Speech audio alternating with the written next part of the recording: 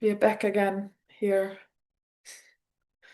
wanting to record another one of our conversations about circling.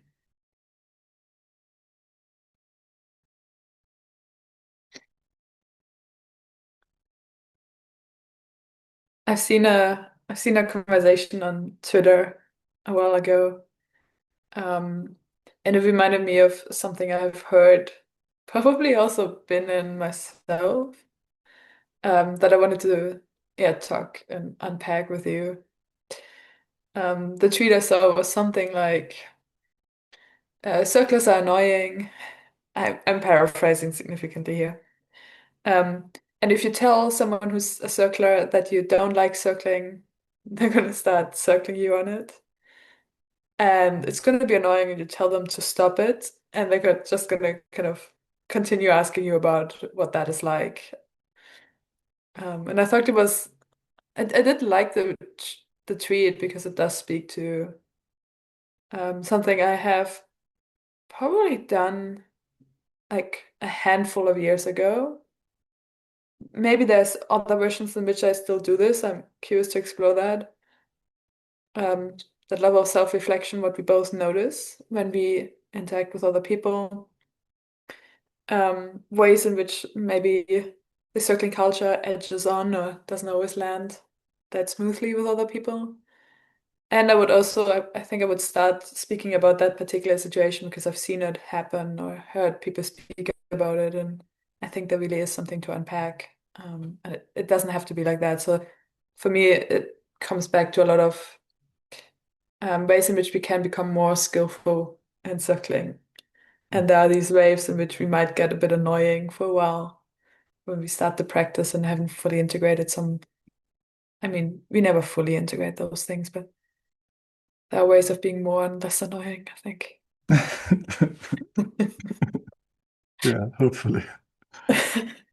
Um, yeah, it reminds me an analogy is like when I went to university and studied something like sociology.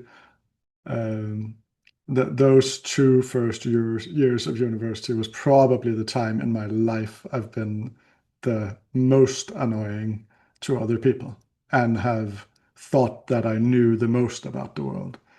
And I would like walk up to people in bars and start talking about Weber and Habermas and how the world works and sort of just assume that I knew everything about it. And and I think it's a little bit the same with circling, or many of these practices, I guess. But I know it best from the circling world that when you start circling, it kind of becomes this like, oh, this is something I should do everywhere and with everyone all the time. Maybe without really grasping what the practice is as a more integrated experience. I certainly had a moment with a good friend of mine where that almost broke our friendship, where I did something like what you described. And that's quite some years ago now. I remember that we had a few beers and we were walking through the city, and he was talking about his relationship, and I sort of kept being like, "Oh, what's that like?" And he was like, "I don't actually want to talk about it." And I was like, "Oh, what's it like not wanting to talk about it?" And he was like, "Can you just stop this stuff?" And I was like, "Mm, well, I don't really know if I want to stop this stuff because it feels important for me to know these things." And it ended up in quite a crunch where I was so, but this is me. It's like Yeah. it's not a thing that I'm doing. It's like I, I'm just being with you authentically. Yeah. And looking back at it now, I'm like, yeah, well, maybe I could just have sort of said what was going on in me and why it was important for me. And that, I don't know, there was probably some kind of care for him or wanting to be closer to him that I could have Yeah. revealed rather than going into the like, oh, what's that like? What's that Yeah. intensity? It's very entertaining for me to listen to. Like, I really recognize the sociology bit. I don't know if it's because we went even to the same university, but I also had that. And like, I think anthropology is the same, where people start doing research on their family or like, and it turns really annoying for a while. Um, yeah, I recognize that from university a lot and like starting to talk about research everywhere and thinking I know everything. Um, it's interesting when you say this, oh, I'm not doing anything with my friend, I'm just authentic. It's like half jokingly. I was like, well, authentically overstepping somebody's boundaries. Like, and this is, I think, how I make sense of that situation. It's like it's not actually being authentic, just asking the question, what is that like for you? Like repeatedly, like just trying to go deeper and deeper into the other person's world. There is nothing in circling that actually says that is circling. I think in a way that's even, there are these paradoxes where that isn't, in my view, that skillful anymore. Because I'm not actually with the other person and them setting a boundary or telling me like basically fuck off or like at least stay a bit out or like what are you coming in with? Um, so it does feel like just repeatedly asking the question does feel like it's just coming into boundary territory where it's not fully respected what the other person is actually signaling. Yeah, Um, yeah, so I think the distinction I find helpful is I am circling myself at all times. And I'm not pretending I'm in the context of circling like an actual circle, practice circle at all times, because that has really gotten me into trouble. But circling myself just seems incredibly rich, but it might mean that, oh, if I'm in the middle of a work day, like you and me trying to work together, I would not just suddenly, like for example, wanting a response from me, I wouldn't just suddenly be like, oh, what is that like? Wanting a response, like, um, yeah. but there is still a level of like presence. Like I'm still with the principles, for It's example. so fucking annoying. What is that like for you that it's annoying? Like,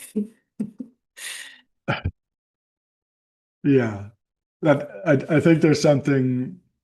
If there's a polarity here where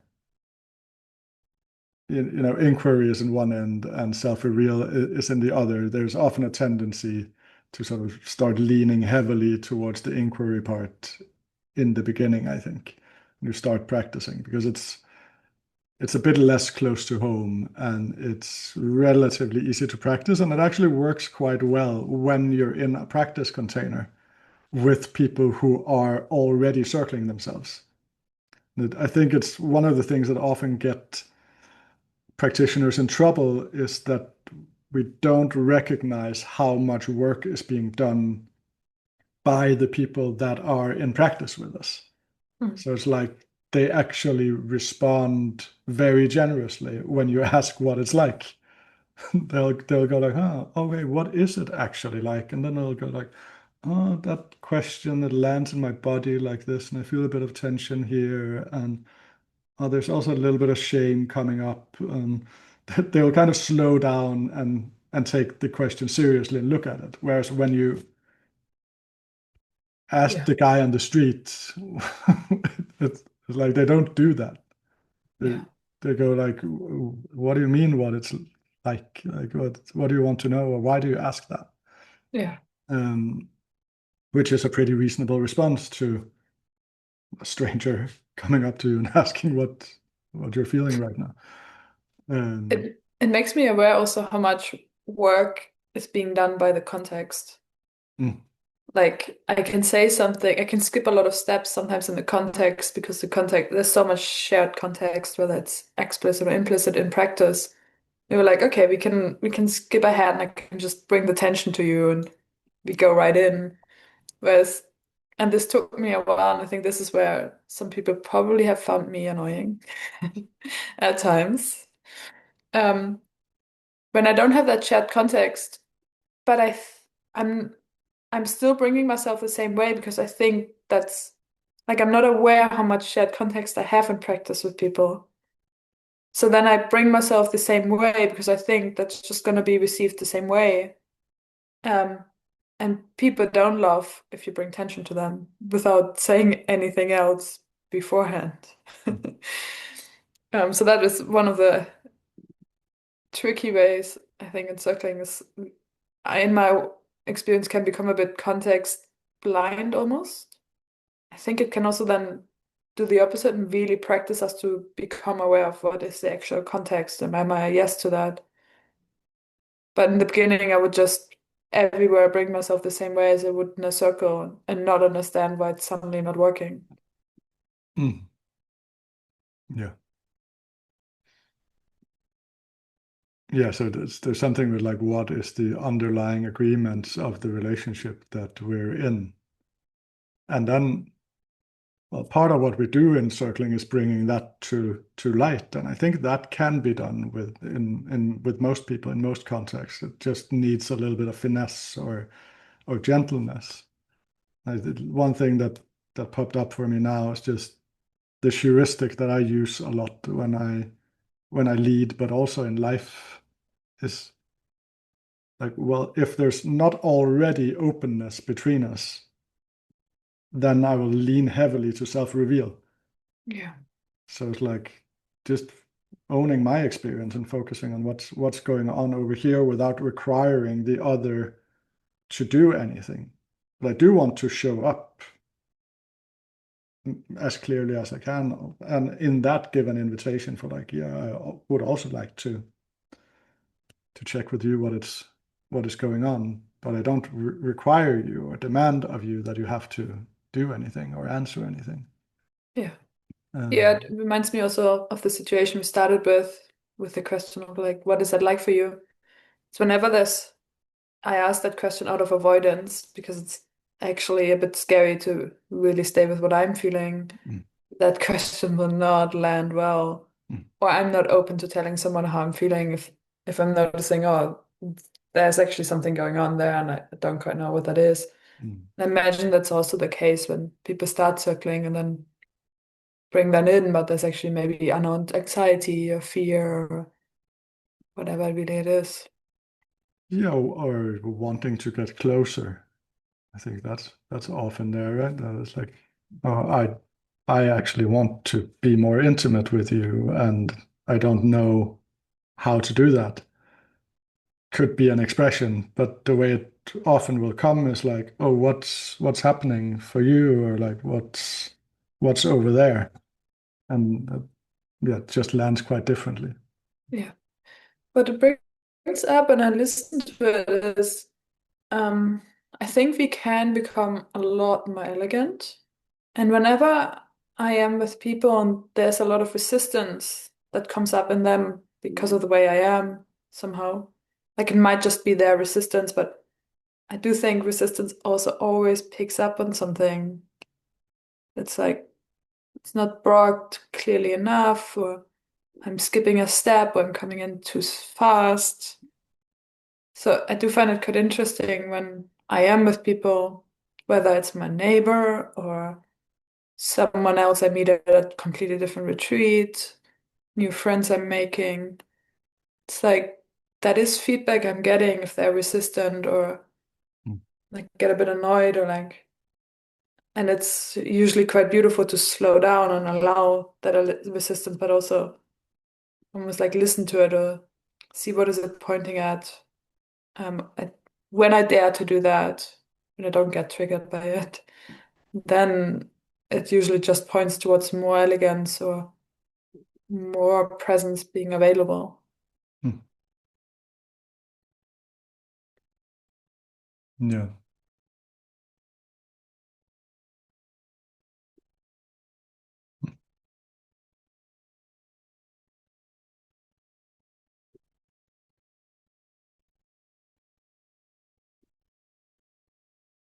Yeah, I think there seems to be there's a theme of like, does it have to look in a particular way? Like there's like a form somehow that like we talk about circling and sort of the practices around as formless, so like everything can be included and such. And then there is quite a lot of form to it. often in the practice spaces at least. And I'm yeah, I'm just sort of looking at the potential to be in the world in more of a like it's already there kind of way. It's like I don't need you to do anything for me to be with you in a sensitive, open, listening, boundaried way where I can show up more. I was about to say fully, but it's never fully, right? Um, so there's something there with the like, maybe it doesn't have to look in a particular way. We're already in connection. You're already impacting me. And I can bring myself regardless. And maybe the particular forms that we use when we're in a circling practice room are not suitable Yeah. in all situations. They Yeah. aren't. Yeah, I like what you bring. Like, I do find that to be possible in most situations. Like, and I now we've spoken a little bit about how annoying circlers can be, but I think that's also what is often appreciated. It's like, oh, people often do want to become more present or like the invitations or the way of just, oh, am I just allowing myself to be how I am? And then the other person gets that message of like, it's allowed to just be whatever is. And that being incredibly touching, actually. Like, there are these moments where it's like, even just in the supermarket or me talking to a flight attendant or something like that. And then I've also seen that get annoying sometimes, or when I think there is something about boundaries or context where like I am with someone and I want to be more present, or I actually want something specific, like then it's a specific thing again. Like I wanted to look a particular way. I don't, for example, want to just have an intellectual conversation or small talk. I want to be deeper on if I reveal myself, if the person is a yes, I think they will just follow me there. If I start revealing, or I can bring it and there will be a yes and great. But if the other person isn't actually up for it, I think these moments can get heightened somehow, but I think it also just shows where we are not up for the same context or where there's a bit of disagreement. Um, I've seen it, for example, um, sitting at a table, there's another circler present, and everyone talking, and that circler repeatedly bringing their body experience, but in a way that felt like there was an unowned want. I think that person probably wanted to actually explore something specific or really drop deeper, but instead they often just brought, I feel tense when I hear you speak. Oof, yeah, if you contract it every time you open your mouth, or like, and that I noticed watching it, I might have done it at times, but if we self-reveal without actually owning our frustration, or like if it Mm. comes from frustration and it's not fully owned, that can also get into really weird scenario just watching that, and I can really see how that can get quite annoying for people. Mm. I myself would find it annoying. Yeah, it has this like everything can be avoidance. That kind of quality that it's like, or every form can be a form of avoidance. So going to body experience when what's really going on is that you don't like what's happening in the room and that you're frustrated, which I could imagine was happening in this situation, is, yeah, well, it's rarely helpful. And my sense is also that it's felt in the room. It will feel hard in a way where it's like, why are you saying that? Or like, Exactly. uh, Yeah. and that, yeah, that does get annoying if if someone keeps showing up with sort of something that it's a little bit like when when we talk about nonviolent communication sometimes, and it's like using nonviolent communication in quite a violent way. And we can do the same thing with circling, Yeah. where it's like just revealing something, but it's not actually the thing. So it just becomes some kind of noise, but the expression of frustration or resentment or whatever is under it will come through. But when that's not what's brought, it just becomes very sort of strange in the space. And just it often just lands as blame, I think. Like something is wrong. Yeah, exactly. That's also how I saw it unfold in this. And I had exactly the same response of like, why are you saying this? And I noticed like it seemed almost like the room was just slightly ignoring it and then moving on. But that person was it's just quite interesting to watch. Yeah, and it is something we train in the practice spaces also. I find that like uh, yeah, when people say that they're bored or confused, there have been two sort of things that I've started sort of pointing out a bit more recently. That is like, are you sure that's what's happening? Like, at least I imagine that it would be helpful for you bringing it and the people listening that they get a little bit more context rather than I'm bored, which might be sort of partial truth, similar to like, oh, I feel tense in my body when I hear that. Yeah, probably part of it, but it doesn't really bring the invitation for stepping in and sort of being in it together. Yeah. Yeah, I like hearing that a lot.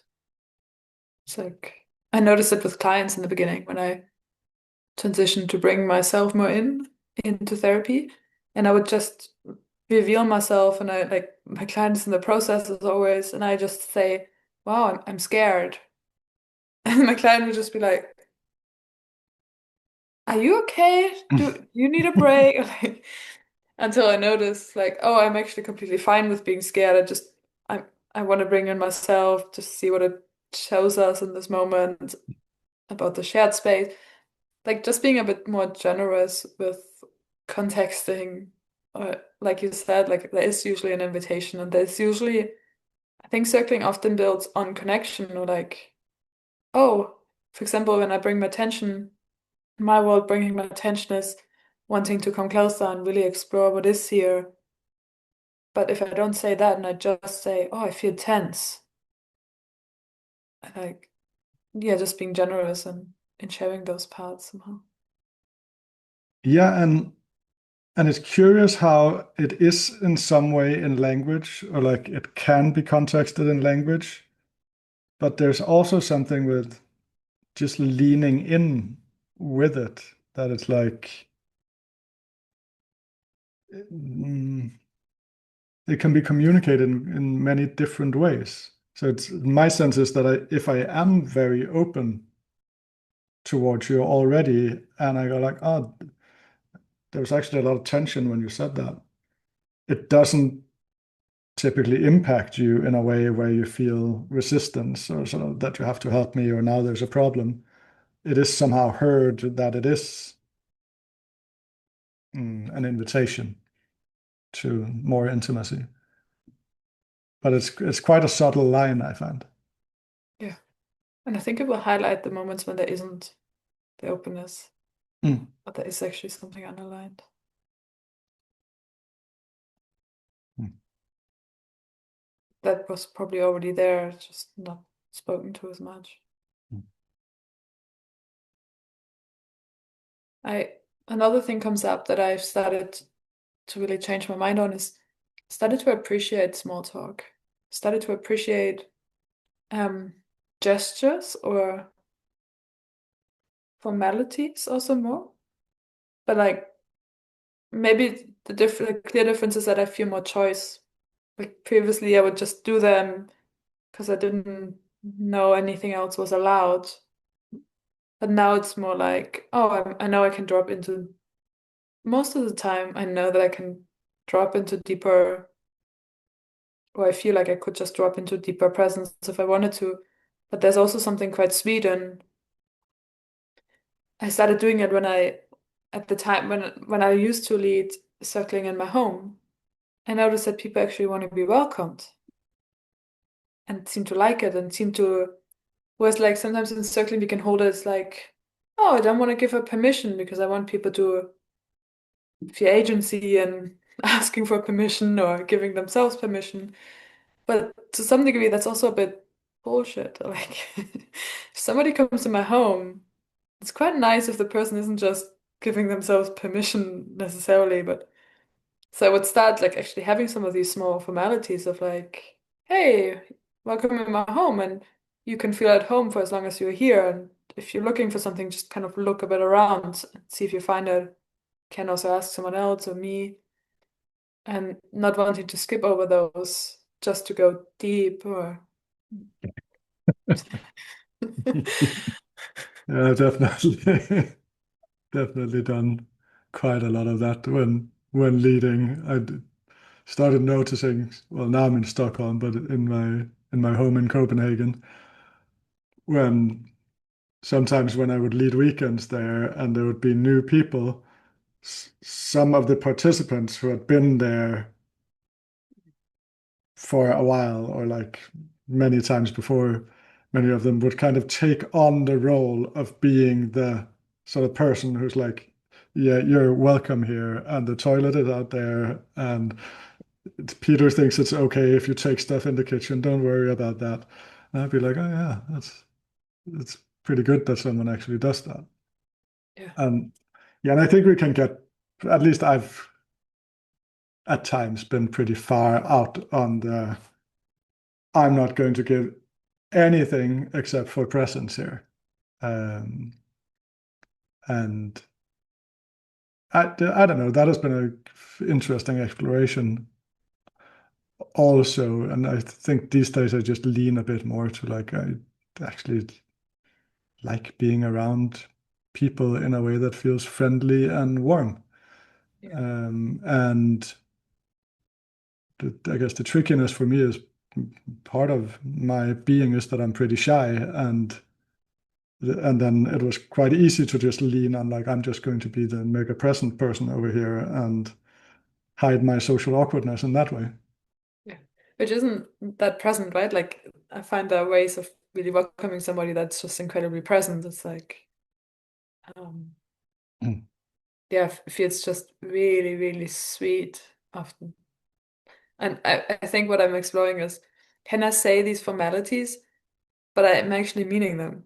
mm, Like I'm actually feeling gratitude when I say thank you, and I'm not just saying it.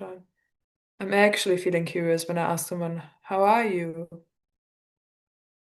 Like, I'm actually staying a bit longer there and not just saying those things. mm. Yeah. It's like rediscovering it from first principles in a way, a felt sense in the moment. Mm. Yeah, it's curious. Like when I think about this sort of, is it annoying thing? I just get a sense of it being very sort of small nuances, so like small clicks that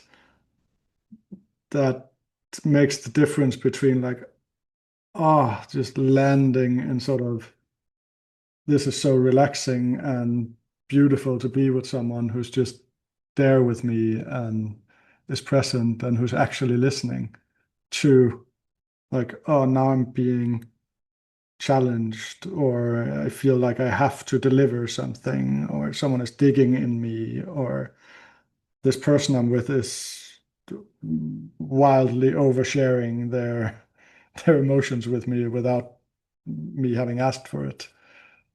And I just get sort of into how it's quite subtle shifts. Yeah. I feel really curious. I want to sense that more with you, that shift, like just because it is so incredibly touching when it is just relaxed and like the big message is just like you're welcome with your world, or and then I do recognize it sometimes when I'm leading or some situations it can be this other thing of like you need to be a particular way, or I think it's likely also a lot how I'm holding the present moment in myself. Like, my am I like beholding it within myself and accepting it and finding peace within it, like even if it's fear, or am I slightly this I'm feeling fear and it needs to be different or something. I imagine that is being felt quite immediate. Mm. But I'm curious what makes the shift or what makes it possible just be like one long exhale in a way. I think it is, at least right now, I think it does have very much to do with being okay with what is. And then if I'm not okay with what is, then not more or less subtly trying to manipulate the situation to become what I want. Yeah. But again, go back to, can I just reveal what I want? Yeah. Can I show up with what's important for me? Um, and then also knowing that like you can't always get what you want, uh, and it's not appropriate to sort of demand what you want in every situation. Yeah. Like if we're at a meeting and we're talking about the budget for next year, it's not appropriate that you want people to be with you in your trauma process. Um, So that's like context awareness and also noticing that when the contexts are underlined to actually be like, oh, it seemed to actually want something else, and you guys, I'm actually just gonna take a bit of a break, do that, and then come back or something. And then the first thing I heard you speak to was this being okay with one's own experience and the situation. And I imagine that includes like, like, can I be okay with my not okayness? I imagine that can again be brought in really beautifully of, oh wow, it seems like I'm not quite okay with how this is going, or part of me wants to change it, or yeah.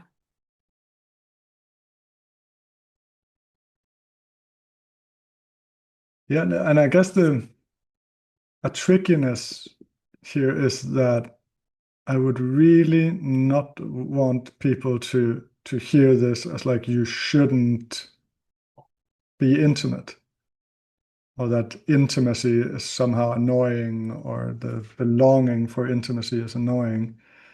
Because my sense is that most people do want more presence and do want more intimacy in their lives. And that's why people come to these practices, because you find something that you don't find in everyday life. And that is like, yeah, just the intimacy of being with what is together. And and I think the people who are practiced in various relating arts can really bring some gifts to the world by opening those spaces. Like, and I've had so many experiences from small everyday situations where someone has just said whatever about their their life, and I've been like, oh wow, that thing you said really stands out for me. That really impacts me. And then suddenly we're somewhere else, and it just feels open, and like there's so much heart in the space between us. And I love that. And I want that for everyone. Um, it's more like that I think that when we have experienced that in workshop spaces, we can get a bit addicted to it. And then when we don't get it in particular social situations, we can sort of get into this mode of sort of trying to make it happen in a way that is forceful, um, violent even, uh, instead of sort of open, inviting. Yeah. Like there's a misquoted Søren Kierkegaard quote that says the doors of the heart opens from the inside. It's not exactly what he said, but I like that picture that we can't force each other to open up. Yeah. We can come and we can go and maybe gently knock on the door and be like, hey, I'm here. Would you like to come out? Yeah.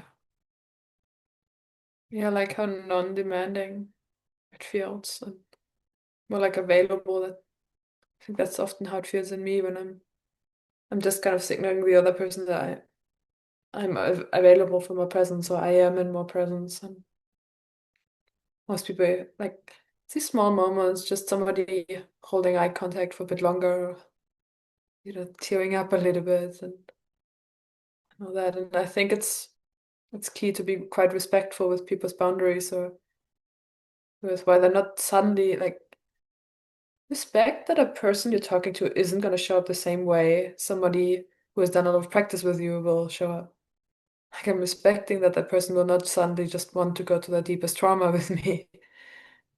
And also not pretending that that depth would be the most intimate. But in many cases, it feels a bit like, oh, it seems like I'm becoming a bit present with how somebody is like slightly holding something at bay, or like, oh, I'm here. There's also something scary, or I'm not fully feeling myself. But it's like, it's actually becoming present with that instead of pretending there's something else we need to be present with. Yeah, I like the word respectful or non-demanding. Yeah, I think non-demanding makes a lot of sense for me. So because there's something with like how I can try to satisfy my needs by getting you to do something, Yeah, or getting you to be different, or getting you to see yourself in a way so that you stop doing the thing that is bothering me, or whatever it is, or that so I can feel really good about myself because I've shown you that you are actually anxious right now, or whatever it is. And there's a way in which I can, if I do that in a demanding way or in a sort of what I before called violent way, it always creates trouble. But yeah, then there is a way in which I can do it from a place of deep listening, I find, where it doesn't come from me having a need satisfied by getting you to see something, but it's more like this is what I see, and there's like an openness, and I want to be clear with you yeah, in a way that it's more like not pretending that you're okay when you're obviously not okay. yeah. Um, Uh, And in my experience, I don't have to, like, there are all these strategies people have, and I think we often in normal life enroll each other in them. So it's like, I don't want to be seen, and then I enroll everyone in that so they make sure they don't see me, or that that's polite to like, because there's a very beautiful way in which we can just not play in each other's strategies. But it doesn't, I don't even have to say something. I can actually just look at someone and allow myself to see them. And partially part of that also allow myself to see that they seems like they don't really want to be seen, or seems like usually what is the case is like, oh, that person seems to want to be seen but also be really scared of it. And then I'm not just barking in, but I'm just actually staying present with that, for example. yeah, or at least just know that there is a responsibility in uh, I don't know if you to talk about it from sort of a superpower frame or a city frame. It's like when you start getting the capacity to sort of open the cracks and crack people open a bit. Well, that can be a pretty powerful experience, and you can start feeling really good about yourself, and that you're really special, and that that is something you should do all the time. But just walking around cracking people open at random is not necessarily a cool thing to do. Yeah. So there's like there's a quote I really like in The Little Prince, the book. Like you become forever responsible for that which you tame.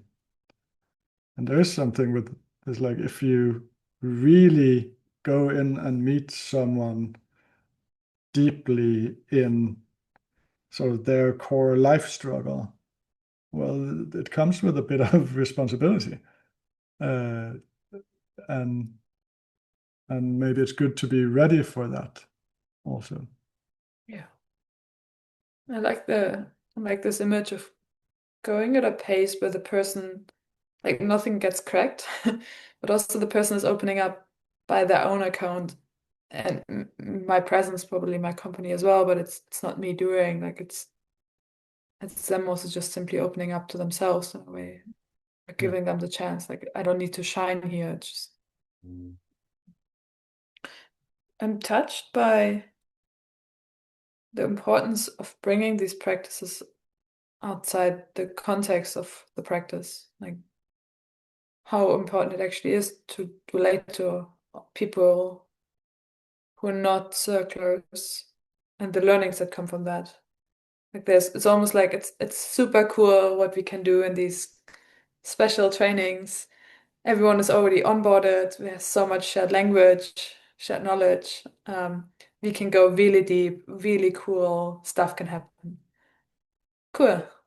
We can go that deep because there's that much shared context. But how beautiful it is, these small, subtle, mundane, sacred moments of just everyday life, or the greeting the bus driver, or I don't know, I had this flight attendant.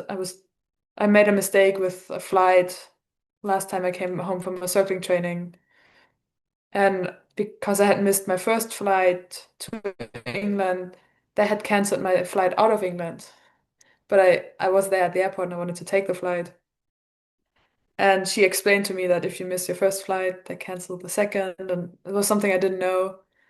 We both kind of seemed to agree that it was unfortunate. And um, I knew that I wanted to be on this flight, but also I didn't want to pressure her because she was doing her job.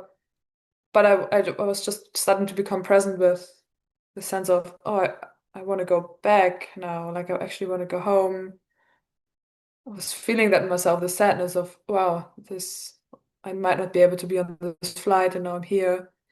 And then she started looking at me and asked me what I did in England. And I mentioned to her that I was on this relational meditation, that I was one of the teachers on that course. And then she started tearing up pretty immediately and shared with me how meditation had really changed her life. Like she had been diagnosed with cancer 15 years earlier, and meditation gave her hope back for her life. And then she just booked me back on that flight without me having to pay anything. And both of us cried a little bit, and then I went on. And not every meeting goes like that. Like she was also just really open and like available in a way. Um, but that is possible just by being present. And that is much more touching in a way than if that had happened in a circling context where I'm expecting it. Mm. I think I really, in this conversation, appreciate talking to people who don't have the same context or who are not in practice, and how meaningful that is. Mm. Yeah.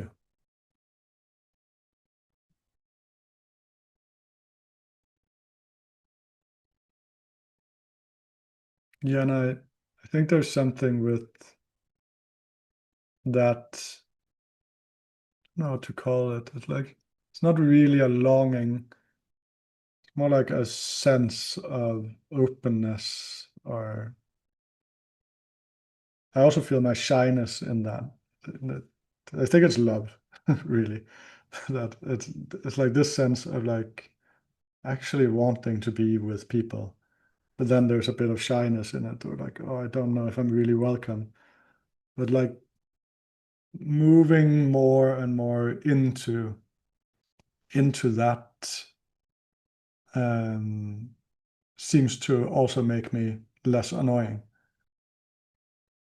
because it's good. It's like I want to be here with you, and I'm a bit scared, but there's less of the I need you to be in a particular way so that I can feel more intimate with myself. Less of playing that game. And when I'm with it, most of the ways in which that is true in my experience as well, like becoming the word elegance keeps popping up, just being more smooth or elegant, aware, and then also feeling humbled by how that isn't easy. Like bringing these practices into our family relationships, job situations, relational conflicts. It is also just really tricky, and imagine it's almost necessary to make some of these learnings, to fall into some of these pitfalls, um, Mm. and yeah, other people are also annoying. Like not like, oh, suddenly circles become really. It's more like just because you start circling, you don't suddenly not become annoying. And then there are things to really integrate and become more skillful at or aware of. Um, but I feel humbled right now by imagine it's really intense studying this practice and really wanting so much intimacy or hurting so much, and then it doesn't quite click when that person tries to bring it to other people. I think Mm. I've been there in the first year as well. Mm. And yeah, almost like wanting to allow that as well.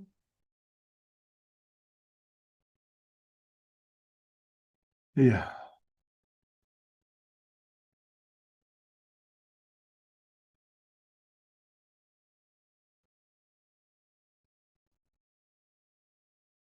Yeah, and I guess there is a way of being generous towards the people who are being a bit annoying. It's like, I think, well, if I meet people who have just started political science at a university these days, I find them kind of adorable, or there's just something to sort of the excitement of thinking that you have it all figured out now, and sort of I know how the world works. And like, yeah, that's just really fucking charming. And then can I meet that with sort of okay, tell me what you know, and like let's explore. I find myself appreciating um, those people, us as circlers, also for wanting to bring the practice into life. And I don't think every practice has that ambition to actually do that. Or people seem quite ambitious about really wanting to integrate it into everyday life. And I also immediately appreciate the people who get annoyed. It's like, oh, imagine this really important boundaries that the annoyance, so like, it does seem really attuned to what was going on actually in those moments. And just, I like when people honor that and don't just say, oh, I'm annoyed, but I'm just going to open up anyways. Like, um, to find appreciation for that as well. Like, and it stands out for me just how soft and loving and allowing the vibe is here. Like, that's really the flavor I'm getting today from us speaking about this. Just very spacious and present, loving, allowing somehow. Yeah, and I'm also with like how I want people to tell me if they think that I'm annoying. And I would prefer them to tell me in a gentle way and sort of checking the impact, and not just sort of throwing annoyance at me. Um, but yeah, I do want that feedback from people around me. Yeah. I think, and yeah, and I don't know, I don't know, it becomes a bit complex, so it's kind of meta on the whole conversation. But I find that generally we're sort of culturally pretty bad at giving each other feedback. It's like there's this sense, and it has definitely come more online through practice. But there's this sense of we're walking around seeing each other suffer massively. And, and I think we have quite a lot of clarity about it. And sometimes we call that projections or judgments or whatever, but we know who's the weird one in the room. It's obvious for everyone. And the weird one also knows that everyone knows. And we're not saying it out loud because we're awkward about it or scared of getting too close or whatever consequence there might be. And there's some kind of there's something cruel about that Yeah. that is embedded in culture that I don't like, and I don't really want to be part of it. And I am part of it. I am definitely part of doing this collective karma, but I want to do less of it. Yeah. It's so impactful if just one person allows themselves not even to say anything, but just allow themselves to actually see clearly. Because all of us, we are like, that's, I think, the main thing in attunement that circling teaches. And circlers are, I think, some of the most skillful in attuning. That's also the feedback I get from other people. The main practice is to actually allow ourselves to already see what we're seeing. It's not like you suddenly start seeing, it's more like you're allowing yourself to actually see. And it doesn't necessarily need much more. And I think love is a strong current there as well. Of like, can I hold it with compassion and love? I'm not just aware, but I'm also, and that's the same, I think, in meditation. It's like awareness itself isn't actually the key. It's awareness and compassion. Um, it stands out for me that I think that one of the biggest key takeaways in this conversation for me already is circling doesn't actually mean going deeper.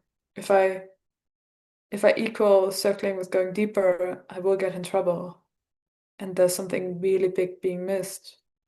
And over the time, it really just means I'm starting to become present with what is here and the surface level, or the avoidance, or the boundaries. And if I'm really honoring that, it usually does create quite a lot of depth. But even like, oh, there's somebody who doesn't want to be seen. Or it's like, it seems like collectively as a group, we avoid something a little bit. Um, Hmm. and I think what circling for me does in the scenario that you spoke of, in this group scenario, is that I try to practice that whatever I'm seeing in somebody else, I'm finding that in myself. So I'm starting to integrate that, like, oh, somebody, maybe, like, let's say an extreme case, there's somebody being weird, and then I can look at that person and actually, maybe there would be a judgment, but then I'm starting to find that weirdness in myself, or how that is actually just really human, and I start to find compassion. And maybe there are other people in the group who's exclude that person a little bit, or maybe even suggest that that person would be excluded. But I can even look at them and also find that part in myself. And it's not to say that I wouldn't then act or wouldn't actually have a stand. I would probably still stand up for not wanting to exclude someone, or, depending on the situation. But I would approach them with more respect, or I think dignity. So I'm acknowledging that that's a human experience to have, and I get it in a way. I get why they would be like that, or why they would want to exclude.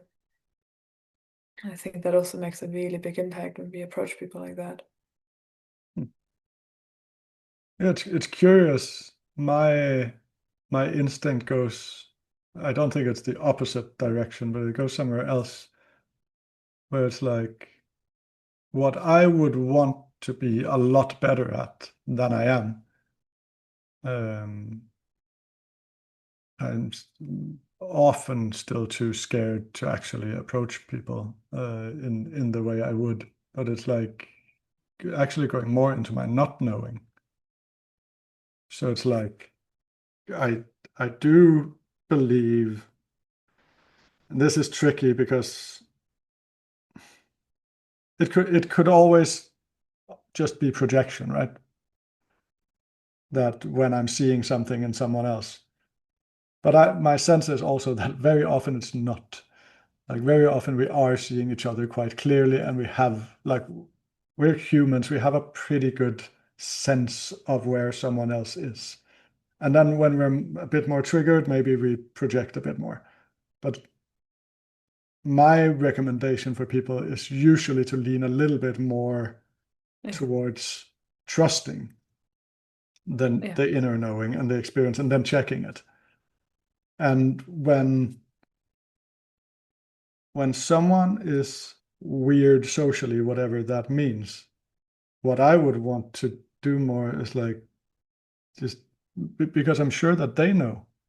They have a sense that people are responding to them in a way that is unusual and Yeah. it's likely painful. To be like, so I'm seeing this. You seem to show up in a strange way in my experience, and it makes you a bit inapproachable. It makes it hard for me to be with you. How does that work for you? So the important part here for me is I want people to trust themselves more. I think that's one of the main skills that we do learn in circling. However, I often find that the story around, like I have a felt sense that I can definitely trust, but the story I'm potentially making up is often there can be a couple of pitfalls there. It's So almost always wrong. for example, in the or well, I do think we can get more skillful. Like I think I get better and better stories.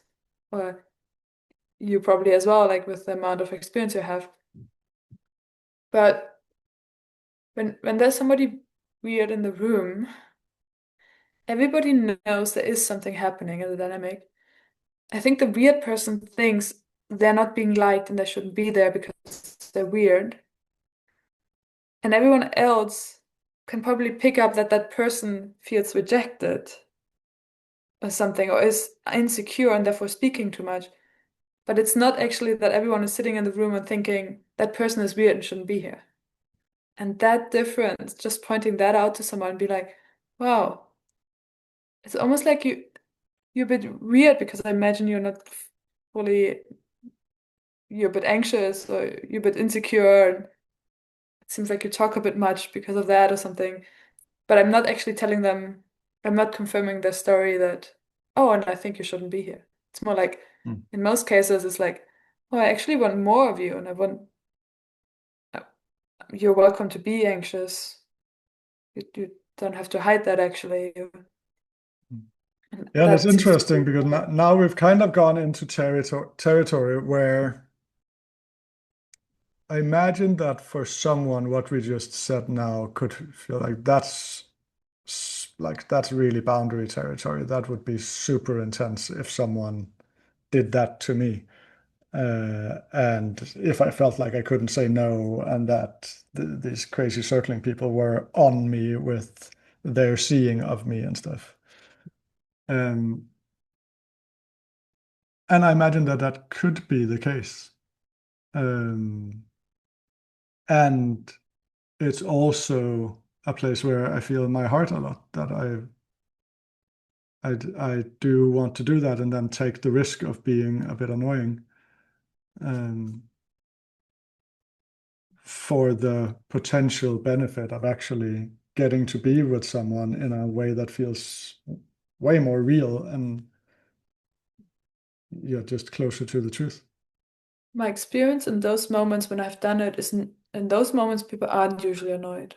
Mm. People Yeah, are same. deeply moved Mm. and it I was acknowledged like usually it takes energy for everyone involved or like time and healing and not everyone wants of the group wants to be part of that. But as long as I am willing, uh, and I'm not forcing anyone, but I'm just showing them my willingness. Mm. They seem to really deeply appreciate it. Mm. And if I've like bring it in a group context, maybe not the whole group. Like if you're trying to get through a program, that's again not the right moment, maybe. Mm. Yeah. Mm.